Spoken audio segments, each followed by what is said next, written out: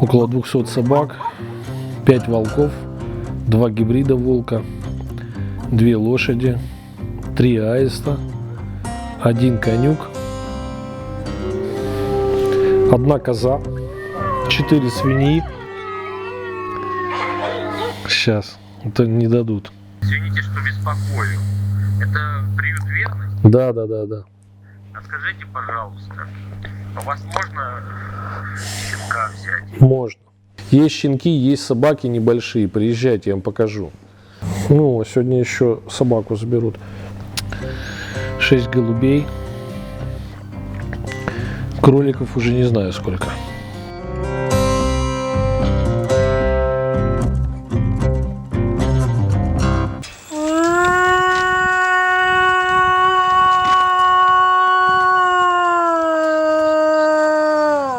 Этот вой называется «Вожак требует подчинения».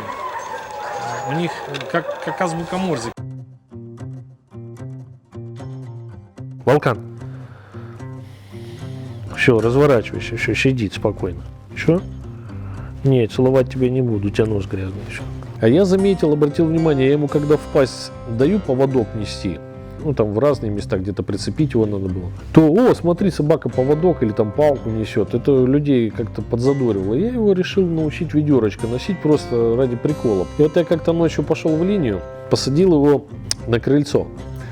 А сам ушел, где-то полчаса меня не было. Вот, все подешевле выбираешь. Ну и, короче говоря, я назад возвращаюсь, смотрю, на крыльце толпа народа собралась. Волкан сидит, короче, ведро держит, а ему деньги кидают туда. За полчаса он почти 200 рублей там собрал. Ну, что-то близко к этому. Я такой сел, репу почесал. И мы стали выходить. И так потом я Волкана обучил разным трюкам, командам интересным. Других собак. Создалась такая цирковая группа.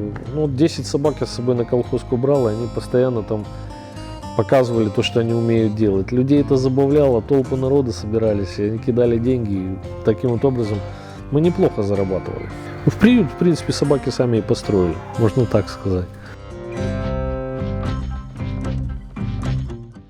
Первые собаки у меня лет в 10 появились. Я хорошо запомнил один момент, я его очень часто его вспоминаю.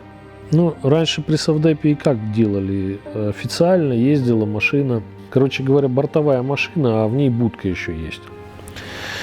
Они ездили где-то в 5-6 часов утра, рано разъезжали по дворам. И там, где были бродячие собаки, просто с охотничьих ружей машина едет и прям с кузова палят, короче, по собакам.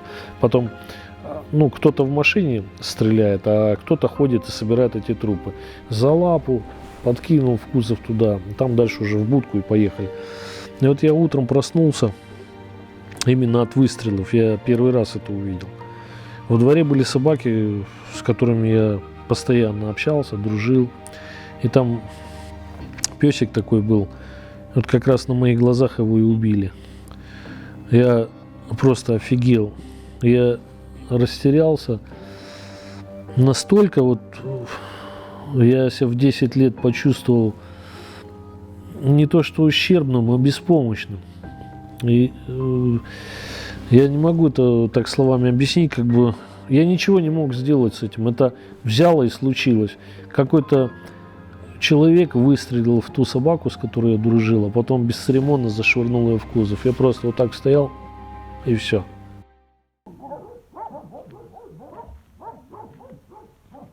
В феврале я к ним не хожу вообще. Я вечный Путин. Почему? У них идет в это время предвыборная кампания. И в это время Волк имеет право свою кандидатуру на ВЖК предложить. Поэтому я немножко хитрее, я просто не появляюсь в этот момент, а потом прихожу позже. Иди ко мне. Я к ним отношусь как к детям. Для меня это сын, дочка, 2 дочки. 1 сыночка, еще вот такая дочка.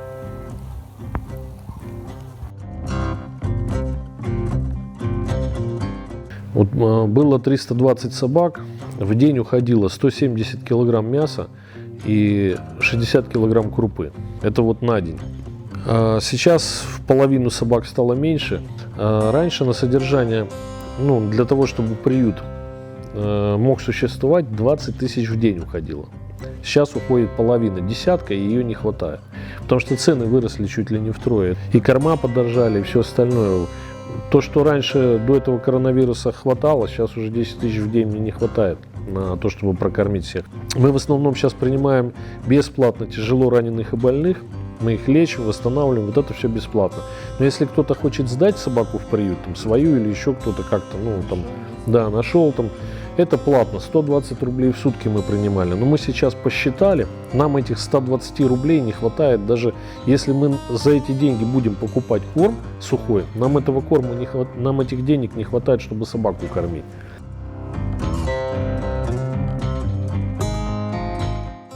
А мне самому на самом деле много для жизни не надо. Все, что на мне есть, от носков до трусов до кепки, все, у меня нет ни одной вещи купленной вообще. Мне все люди дарят. Все, что на мне есть, это все подарили люди. В магазин-то ходить приходится, тот же хлеб покупать и тому подобное. С этих же денег, которые приходят на собак, с этого же я и питаюсь. А что тут? И, как говорят, трудящийся достоин пропитания. По новым законам, если ты ведешь какую-то деятельность, ты обязан получать зарплату. И она мне нафиг, эта зарплата, грубо говоря, не нужна. Поэтому мне бухгалтер нарисовал минимальную зарплату 13 300. И половина этой зарплаты куда уходит? Туда, куда должно уходить. Все улетает в налоги. Так и живем.